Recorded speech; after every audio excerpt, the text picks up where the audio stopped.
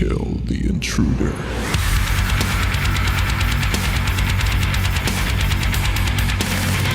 You are the Dusk Dude, a big bearded treasure hunter trapped in this demonic cesspit of a town, and the only way out is with bullets and fire, and a fair bit of key hunting.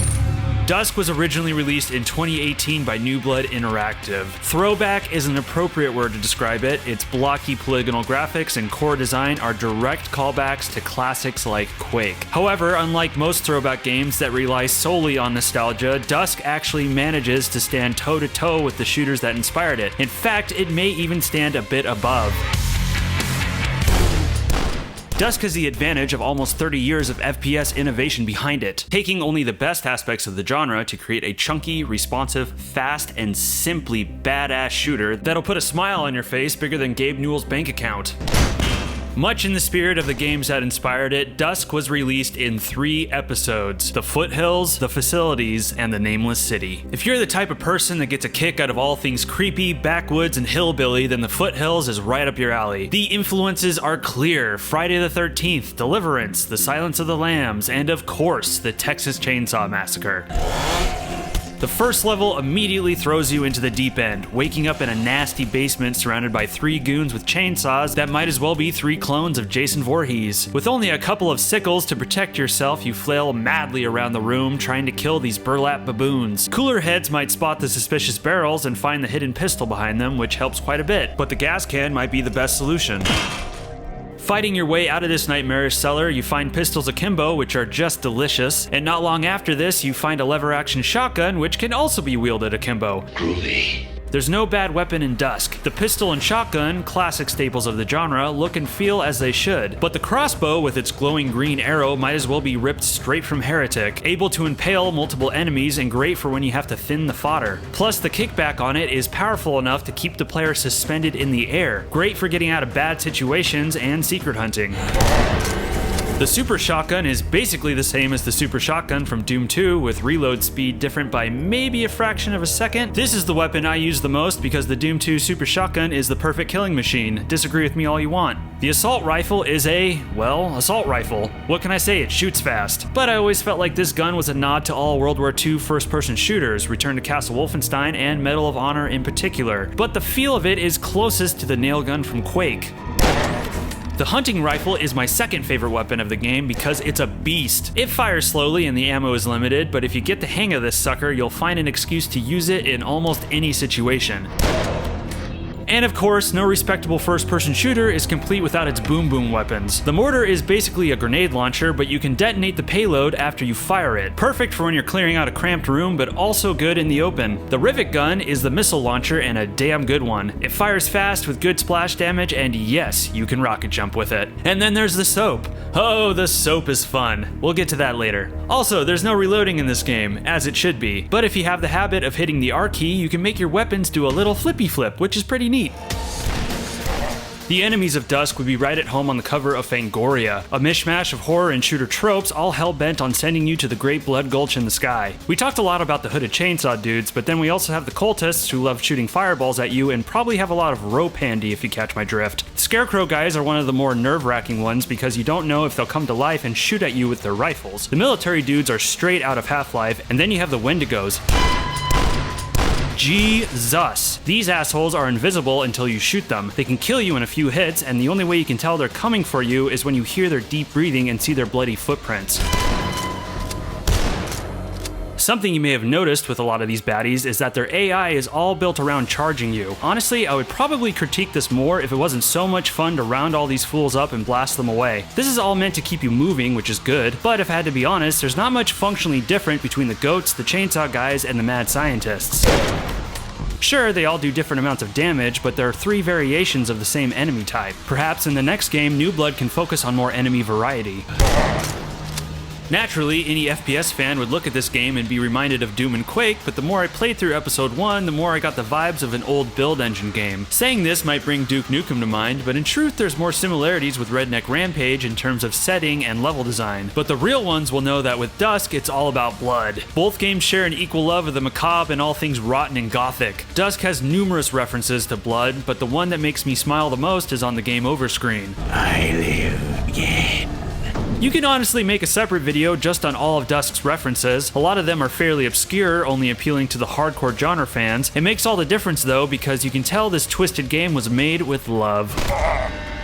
Much like your flashlight, level 6 is when Dusk truly begins to shine. You go into a spooky mine, cramped and pitch black. The radius of your flashlight is just big enough so you can effectively navigate, but small enough to where you feel like you're looking through a pinhole. Things feel far more immediate and close up, which is what makes this level so damn scary. See, look at the way I'm playing. This is my third time through this game and this level still freaks me out. I point out level 6 because it's here that Dusk went from being an evening time killer to an experience that had its bloody hooks in me. I mean, to go from balls out action to quiet and spooky without missing a beat is something that demands my respect.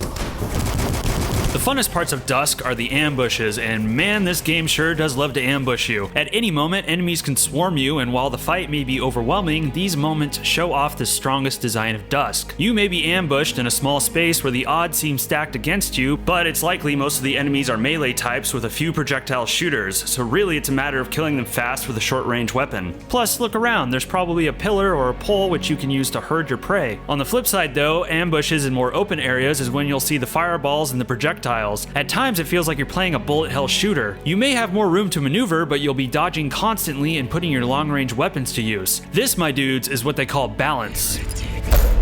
Movement is key in Dusk, and the freedom to move is one of Dusk's best features. If you can find a way to get to that part of the level geometry, then go for it. It's unlikely an invisible wall will stop you. This level may be a creepy corn maze, but hey, if you grab a box, you can use it to get on top of everything and surprise your enemies. Oh, and look, a secret! Of course there's a secret up here because there are secrets everywhere in Dusk. The Slayer would be proud. Also, you can do flips in this game. It's pretty rad.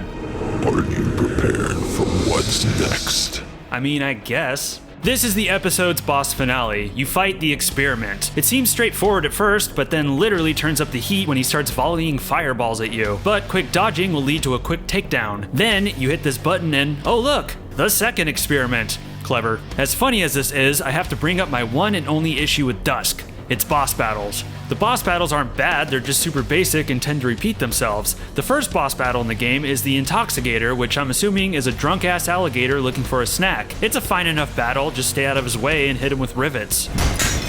After Intoxicator and the Experiment, you take on Mama, which is a decent fight, especially since you have to stay on these floating platforms and her main attacks are mortars. She also kinda reminds me of the zombies on the Von Braun in System Shock 2. Mama actually becomes a regular enemy after this, which is just swell. So after those three, you eventually come to this adorable Easter egg, which I imagine was submitted by a fan or maybe a family member, but ultimately it sets up the fight against the son of the Intoxicator. As hilarious as this may be, you're basically fighting a smaller version of Intoxicator that has more health. And when you kill him, surprise, now you have to fight the twins, who are just two mamas. Come on, man, give me some bosses. The worst is when you fight the Duke brothers. They're just bigger versions of the cultists with more health. That's it. To be fair, their fireballs are now homing, but And yes, I'm aware that they're a Doom reference. I don't care. The fights I did enjoy were against Big John, mostly for his amazing accent, and against the Guardian. This is a tense one. He chases you through narrow hallways, lobbing grenades at you, and the whole time you have to be flipping these switches to activate a portal. Admittedly, the fight is easy to cheese, but you'll be white-knuckled the first time through. But alas, you do fight the Guardian again as well as the Experiment, and it's a far less interesting fight.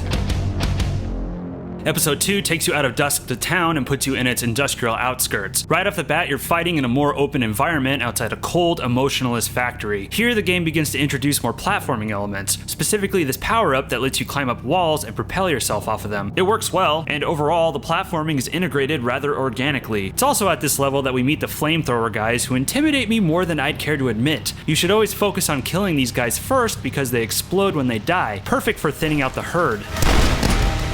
Episode 1 may have been about running around in shooter bliss, but Episode 2 is when the game starts to limit you, take things away, box the player in. When you hit the 4th level, things go from cold and industrial to hot, red, and festering. This level offers more of a navigational challenge, making you explore dark ventilation shafts and avoiding mechanical obstacles. The vibes of this level may be from Silent Hill, but the design is very much Half-Life.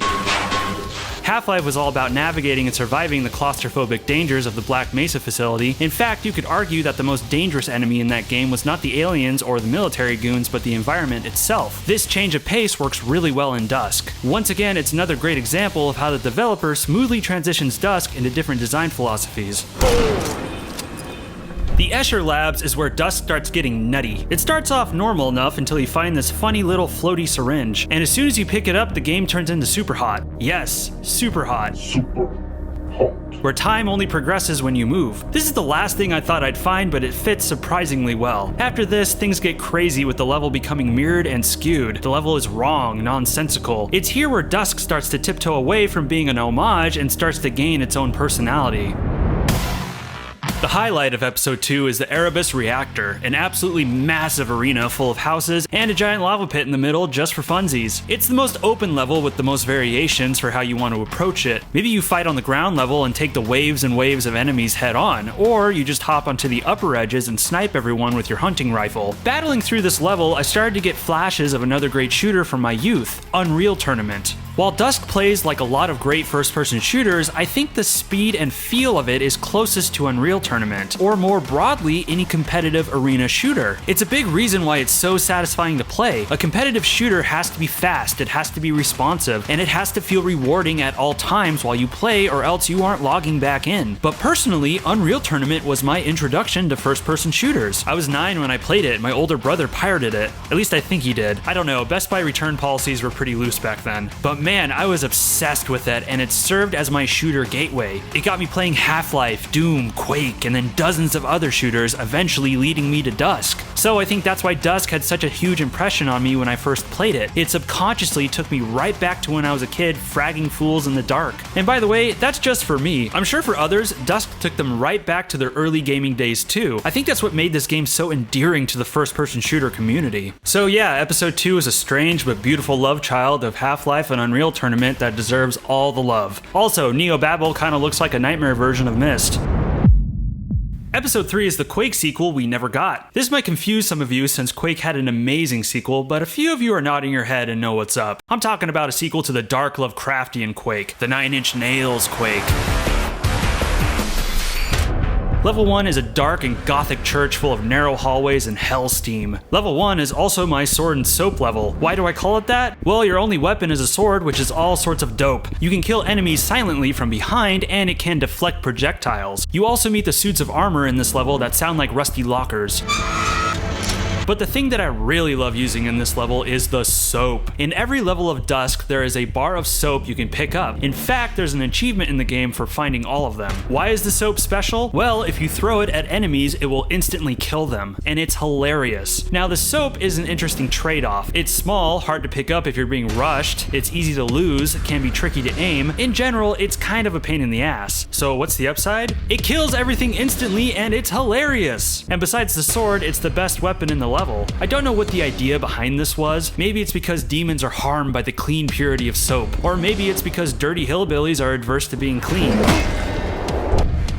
City of Shadows is the best of the episode and one of the best levels in the game. A spooky town befitting of a Looking Glass game, with its gothic architecture and glowing crimson windows, with all sorts of corners and interiors to comb over. It's a little too quiet right up until you find the red key, and then the ambush faucet turns on and starts pouring out enemies. At the halfway point, you have an underwater fight with not the dope fish, but rather the nope fish, which continues this game's trend of big goofy bosses. Then you manage to raise the water level, flooding the whole town, which immediately brings you flashbacks of a certain water temple that I still hate. But calm your tits, this level is 1,000 times better than that, and you don't have to fight a shadow version of yourself. Ooh, actually that'd be kind of fun though. The rest of episode 3 are some of Dusk's best and most visually impressive levels, with wild abstract geometry and dark hellish atmosphere, and this crazy scene with a tornado. Okay, this game may be a throwback, but that is some 21st century awesome right there. There's even one more new enemy before the end. I call them Nope Mouths because they have big mouths, and every time I see them I go, nope!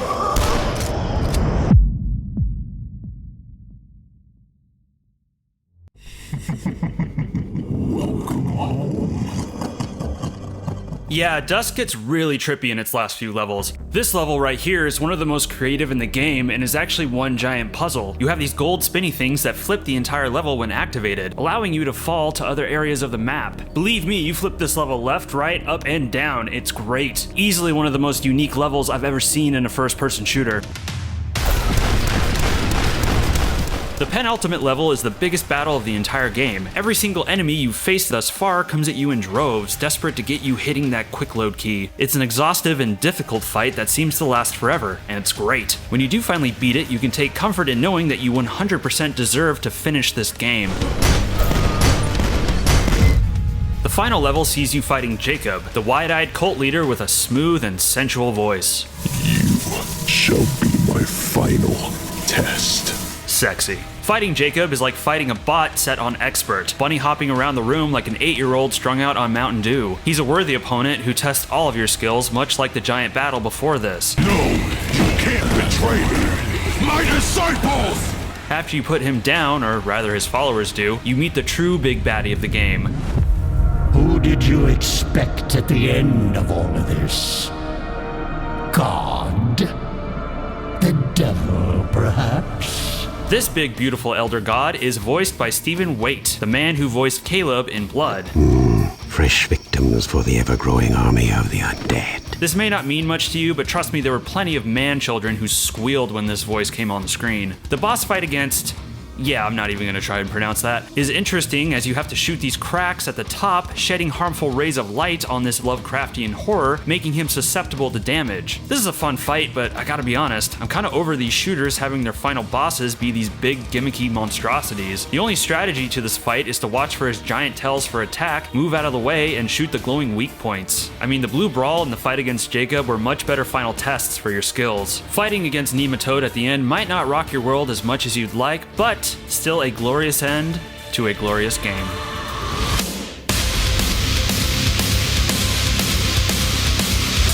If it isn't obvious by now, I think Dusk is an absolute masterpiece, one of the finest first-person shooters ever made. When people talk about how classic-style shooters made a comeback in the late 2010s, I think Dusk should be one of the major examples next to Doom 2016 and Wolfenstein The New Order. Every time I sit down to play it, I'm instantly hooked in its razor-sharp mechanics and spooky low-res world. It's easy to say Dusk wears its influences on its sleeves, but if anything, it is its influences. It cherry-picks the best aspects of the genre and melds them together. But what's so brilliant is that in this melting pot of classic design, the game manages to find its own unique voice. It's the purest example of remix in video games. Dusk is very popular with the PC crowd, but I have plenty of console gamer friends who have no idea this game even exists. Fortunately for all of us, Dusk is coming to the Nintendo Switch sometime soon. There hasn't been a ton of news on it other than little sprinklings of information on New Blood's Twitter, but you better believe when it comes out, I'll be covering it. Because the only thing that sounds better than playing Dusk is playing Dusk while I poop. But that's it for me. Be sure to leave me a comment if you have your own thoughts on Dusk, or if there's another classic FPS you'd like to see me cover. If you enjoyed this video, be sure to hit that subscribe button and click the like button. I post videos weekly, so be sure to hit that bell so you are the first to see them. I'm Kirk, and thank you for watching this video. Stay safe out there.